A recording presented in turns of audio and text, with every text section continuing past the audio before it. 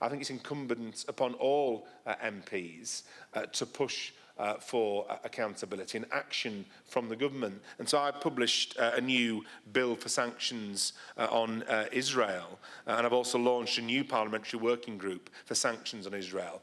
Because for me, it seems to be key that we push for sanctions on Israel that are widespread enough to help force them to stop their war crimes. Now that Palestine has been recognised, now that we have, although it's a fragile peace process, I think it is our job to rebuild those relationships and to make sure that people feel that there's a societal contract, right, with the government. And that contract is that people should feel safe, they should feel protected, they should feel listened to. It's really welcome news that we suspended a small portion of arms sales to arms licenses to Israel. It's really welcome news that we've now recognized the state of Palestine.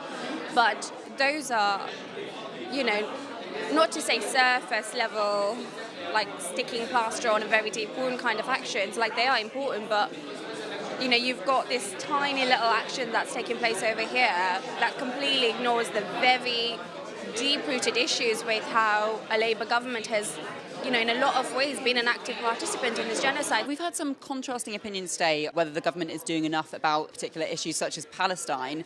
What's your take on that? Do you think the government's going far enough, and do you think there'll be a change in the Muslim vote when it comes to the May local elections?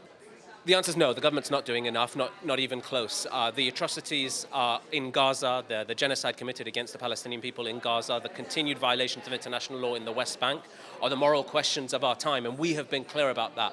Whether it's a Labour government, a Conservative government, I don't care. The moral position is what matters, and as a Labour Muslim network and as the chair, I will continue to fight on those cases. And we've been clear that we don't think we've done enough. We need to cut all arms sales immediately. We need to hold the government and the decision makers in Israel to account for the crimes that have been committed. Same needs to be done in Sudan, for example. I was the very first person that warned about the loss of Muslim votes many years ago. I was laughed at then, and I think in 2024, both with the success of some independent and Muslim majority areas, as well as a plethora of other elections, unfortunately, I have been proven right. This is the very last chance of intervention I think we have as a Labour Party before it's gone for good. If we don't, then I suspect May 2026 may be some of the darkest days the party has coming.